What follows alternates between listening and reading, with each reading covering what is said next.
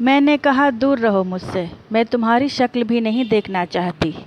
मेरी पत्नी का ये फेवरेट डायलॉग है जो वह हमेशा दोहराती रहती है।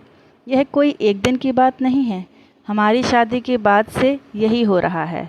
पूरे 36 गुण मिलाए थे पंडित जी ने हमारी शादी के वक्त, पर शादी के बाद तो ऐसा लगा जैसे वह ज़मीन और मैं आसमान। मैं खुले हाथ से खर्चा करने वाला, अगर कोई आकर मुझसे मदद मांग ले तो कभी ना नहीं कर पाता, और वो एक एक पैसे का हिसाब रखने वाली। अगर 1 रुपया भी इधर उधर हो जाए तो दिन भर हिसाब करने में लगी रहती। मैं अपने घर को अस्त व्यस्त आराम घर मानने वाला, और वो हमेशा घर को शो पीस की तरह सजा कर रखने वाली। हमें तो टकराना ही था। सुबह से ही उसकी शिकायतों का पिटारा शुरू हो जाता। यह जूते ऐसे कैसे फेंक दिए, यह तौलिया गीला है, इस्तेमाल करने के बाद अच्छे से क्यों नहीं सुखाते, गीले पैरों से फर्श पर क्यों आ गए, और भी अनगिनत शिकायतें रहती थीं उसे मुझसे। शादी के इतने साल बाद आज तक मेरी तारीफ़ के 2 शब्द नहीं निकले उसके मुँह से। हाँ, यह ज़रूर कहती रहती थी, किस्मत फूटी थी मेरी जो यहाँ आ गई और तुमसे शादी हो गई। उसको खुश रखने के लिए बहुत कुछ करता था मैं। एक बार तनख्वाह मिली तो उसके लिए साड़ी लेकर आया था। देखते ही बोली, हद होती है फिजूल खर्ची की, अभी तो नवरात्रों में नए कपड़े लिए थे। मुझे लगा मेरी तनख्वाह कम है, इसलिए आज तक बेचारी ने एक भी गहना नहीं बनवाया। मैंने थोड़े थोड़े पैसे जोड़कर उसके लिए एक सोने की चैन बनवा ली। मैं घर पहुंचा और उसके पास जाकर बोला, अपनी आंखें बंद करो, तुम्हारे लिए कुछ है मेरे पास। उसने आंखें बंद की तो मैंने उसके गले में चैन डाल दी। देखते ही बोली थी, माँ महीने भर से बीमार है, पर मैं यह सोचकर उनसे मिलने भी नहीं जाती कि कहीं पैसे खर्च ना हो जाएं, तो महीना कैसे चलेगा, अंश की फीस कहाँ से लाऊंगी, और तुम मुझसे पैसे छुपाते हो। मेरा इश्क का भूत रफू चक्कर हो गया। मैंने सोच लिया अब इसके लिए कुछ भी नहीं लाऊंगा। अब तो मैंने भी यह मान लिया कि मेरी किस्मत भी फूटी हुई थी जो ऐसी नीरस बीबी मुझे मिली। प्यार के 2 बोल तो छोड़ो, इसे बस मुझ में कमियां ही कमियां नज़र आती हैं। कभी कभी उसका स्वभाव समझ में नहीं आता मुझे। सुबह से लेकर रात तक मेरी हर ज़रूरत का ख्याल रखती, मेरी ही पसंद का खाना बनाती। खाने में उसे क्या पसंद है मुझे आज तक नहीं पता। एक दिन मैंने उससे गुस्से में कहा, ठीक ठीक है, अगर तुम पैसे बचाकर घर को सजा धजा कर और मुझे अनुशासन में रखकर ही खुश रह सकती हो तो यही सही। उस दिन के बाद मैं सुबह जल्दी घर से निकल जाता, दोपहर का खाना भी ऑफिस की कैंटीन में ही खा लेता और रात को देर से लौटकर घर आता। मैं मन ही मन यह सोच रहा था, शायद उसे मेरी कमी महसूस हो, वह मुझसे मेरे देर से आने का कारण पूछे, पर ऐसा कुछ नहीं हुआ। वह तो आज भी मेरे मोजों की गंध से परेशान थी। मेरे ऑफिस में खाने को फिजूल खर्ची ही बताती थी। मैंने अपना माथा पीट लिया। हम दोनों तो एक दूसरे के लिए जैसे बने ही नहीं थे। पता नहीं उस पंडित को कहाँ से गुण मिलते हुए नजर आए। अगर हमारे बीच हमारा बेटा अंश ना होता तो कब का उसे छोड़कर जाग चुका होता मैं। धीरे धीरे उसे बदलने की कोशिश कम कर दी मैंने, और मान लिया यह मेरी बदरंग ज़िंदगी ऐसे ही चलने वाली है। एक दिन ऑफिस की कैंटीन में बैठा मैं लंच कर रहा था, तभी नीलिमा मेरे पास आई। क्या मैं यहाँ बैठ सकती हूँ? उसने मुझसे पूछा। अरे बैठिए ना, मैंने खुश होते हुए कहा। नीलिमा का अगला प्रश्न था, आप घर से लंच नहीं लेकर आते? क्या आपकी वाइफ कहीं बाहर गई हुई हैं? मैंने थोड़ा हिचकिचाते हुए बोला, अरे नहीं, वो बस कभी कभी मन करता है कैंटीन का खाना खाने का। हमने साथ साथ चाय पी। उस दिन के बाद अक्सर नीलिमा से बातें होती रहती। पारिवारिक जिम्मेदारी उठाते उठाते वह लगभग 33 साल की होने को आई थी। अब तक नीलिमा ने अपना घर नहीं बसाया था, और वह घर बसाना भी नहीं चाहती थी। वह एकदम खुले विचारों वाली लड़की थी। अब तो जब देखो तब मैं उसके बारे में ही सोचता रहता। नीलिमा अपना टिफ़िन घर से ही लेकर आती थी और जिद करके मुझे भी कैंटीन का खाना खाने नहीं देती थी। नीलिमा कहती, मैं तुम्हारे लिए भी खाना लेकर आई हूँ, रोज़ रोज़ कैंटीन के खाने से बीमार हो जाओगे। मैं मन ही मन सोचकर खुश होता, कितना ख्याल रखती है यह मेरा। और एक मेरी बीवी है, वो तो कभी प्यार के दो मीठे बोल भी नहीं बोलती। एक दिन नीलिमा मुझसे बोली, जानते हो मेरा कोई भी दोस्त नहीं है सिवाय तुम्हारे। तुम पहले ऐसे इंसान हो जिसका साथ मुझे अच्छा लगता है। नीलिमा की बातों ने मेरे दिल की धड़कन बढ़ा दी थी। क्या मैं सचमुच इतना खास हूँ? फिर मेरी बीवी को क्यों कोई गुण नज़र नहीं आता मुझ में? शायद कमी मुझ में नहीं, उसी घमंडी औरत में है। मैंने खुद को समझाया और नीलिमा की दोस्ती को दिल से स्वीकार कर लिया। अब मैं बहुत खुश रहने लगा। अब कोई कमी नहीं लगती थी मुझे मेरी ज़िंदगी में। सुबह उठते ही जल्दी रहती थी ऑफिस जाने की। जल्दी जल्दी काम निपटाता और उसके बाद का सारा वक्त मेरा बस नीलिमा के साथ ही गुजरता था। कई बार ऑफिस के बाद हम कॉफ़ी पीने चले जाते, कभी पार्क की बेंच पर बैठकर घंटों बातें करते रहते। एक दिन मैंने नीलिमा के साथ मूवी देखने का प्लान भी बना लिया। उस दिन संडे था और मैं ऑफिस का ज़रूरी काम बोलकर घर से निकल रहा था कि पीछे से मेरी बीबी ने टोका, संडे को भी ऑफिस? पूरा हफ्ता ऑफिस में बिताकर भी दिल नहीं भरता क्या? पहली बार उसका यह ताना मुझे अच्छा लगा था। ऐसा लगा वह मेरे साथ रहना चाहती है। एक बार तो मन किया कि मैं ना जाऊं, पर नीलिमा के साथ वक्त बिताने की मेरी चाह को मेरी बीवी का यह बदला हुआ रूप भी ना रोक पाया और मैं पहुंच गया पिक्चर हॉल। मैंने और नीलिमा ने साथ साथ मूवी देखी। पूरी मूवी के दौरान नीलिमा ने मेरे हाथ पकड़ा हुआ था। एक तो ये रोमांटिक फिल्म और दूसरा पहली बार किसी नारी ने इतने प्रेम से मेरा हाथ पकड़ा था। मैं तो भाव विभोर हो उठा। उन पलों में एक बार भी मुझे अपनी बीवी का ख्याल नहीं आया। मूवी देखने के बाद हम दोनों ने खाना खाया। फिर हम एक पार्क के कोने वाले बेंच पर बैठ गए।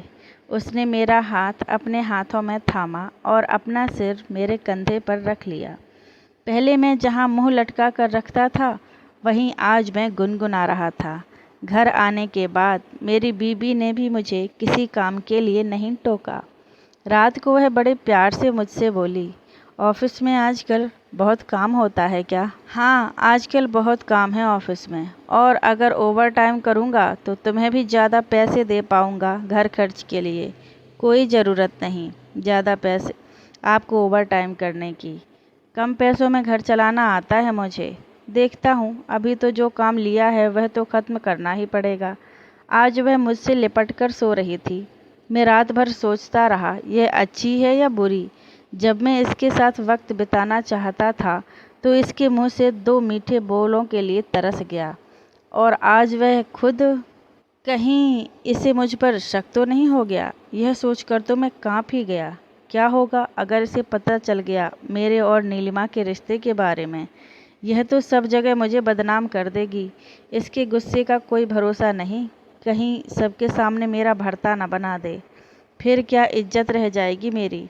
मैं तो कहीं मुंह दिखाने के लायक नहीं रहूँगा। मैं यह सब सोच सोच कर इतना डर गया कि वह मुझे बगल में लेटी डायन जैसी लग रही थी। मैंने डर कर उसे दूर कर दिया और दूसरी तरफ मुँह करके सो गया। अगले दिन जब मैं ऑफिस पहुंचा तो नीलिमा बहुत उदास थी। मैंने उससे पूछा, क्या हुआ? कोई परेशानी है? बस यही सोच रही हूँ कब तक किराए के मकान में रहूँगी। एक बहुत अच्छा फ्लैट देखा है मैंने 3 BHK का।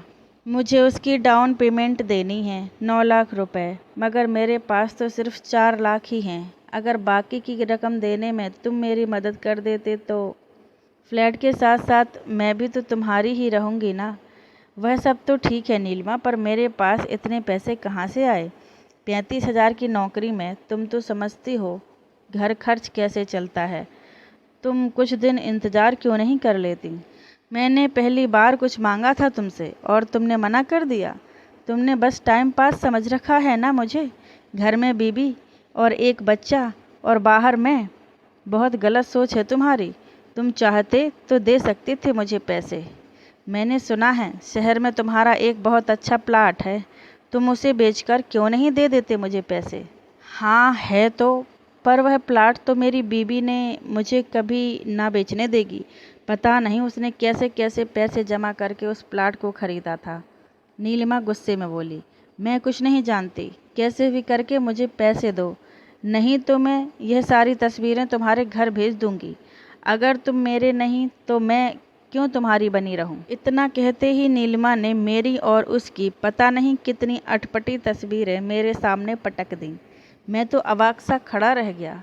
किसी तस्वीर में मैं उसका हाथ थामे हुए था तो किसी तस्वीर में वह मेरे कंधों पर अपना सर रखे हुए थी। नीलिमा आगे बोली, इन तस्वीरों के साथ एक चिट्ठी भी डाल दूंगी कि कैसे तुमने मेरे घर आकर मेरे साथ रातें बिताईं, पर मैंने तो आज तक तुम्हारा हाथ ही पकड़ा है। मैं डर कर बोला। नीलिमा हंसते हुए बोली, यह तो बस हम दोनों ही जानते हैं, तुम्हारी बीबी थोड़ी ही ना जानती है। पैसों का इंतज़ाम हो जाए तो मुझे कॉल कर देना। कहते हुए नीलिमा वहाँ से जा चुकी थी। अब तो मेरे पास आत्महत्या करने के अलावा और कोई चारा नहीं था। एक आखिरी रात अपने बेटे अंश और अपनी बीबी के साथ बिता लूं। सुबह होते ही निकल जाऊंगा और फिर कभी वापस लौट कर ना आऊँगा। अपनी बीबी के हाथों मरने से अच्छा है कि मैं चुपचाप ही मर जाऊं। मन बहुत उदास था। मैं घर पहुंचा। मैंने खाना भी नहीं खाया, बस अपने बेटे अंश को सीने से लगाए बैठा रहा। मेरी बीबी भी आजकल मुझे किसी बात के लिए नहीं कोसती। आज ऐसा लग रहा था वह मुझे खूब खरी खोटी सुनाए, चाहे तो मुझे दरवाज़ा बंद करके खूब कूट दे। ना जाने क्यों आज भी सबके सामने मार खाने से डर लग रहा था मुझे। रात बीती जा रही थी पर मैं आंखें खोले एकटक पंखे को निहारता रहा। मुझे लगा मेरी बीबी सो गई है। नीलिमा से झगड़ा हो गया है क्या तुम्हारा जो इतने उदास हो? वो मुंह फेर कर बोली। मुझे लग रहा था मेरा दिल उछलकर मेरे गले में आ गया। लाख कोशिशों के बाद भी मेरे गले से आवाज़ नहीं निकल रही थी। अभी शादी नहीं हुई है उसकी? क्या उसके साथ रहना चाहते हो तुम? मेरी बीबी बोली। अरे नहीं, ऐसा क्यों बोल रही हो तुम? मैं मरी सी आवाज़ में बोला। तुम्हें ऐसे दुखी तो नहीं देख सकती मैं। तुम्हारी खुशी के लिए तुम्हें छोड़ भी सकती हूँ। इतना डरने की ज़रूरत नहीं है मुझसे। खा नहीं जाऊँगी तुम्हें। अगर इतना ही प्यार करती थी तो कभी दिखाया क्यों नहीं? तुमने क्यों मेरी भावनाओं की कदर नहीं की? तुम्हें पता है कितना दुखी रहता था मैं। आज जो कुछ भी हुआ उसकी कहीं ना कहीं जिम्मेदार तुम भी हो। मैंने तो सदा तुम्हें खुश रखने की कोशिश की। मैं रोते रोते बोल रहा था। मैं चाहता था उसे मुझ पर दया आ जाए। हाँ, मैं मानती हूँ सारी गलती मेरी ही है। उसने बड़ी आसानी से मान लिया।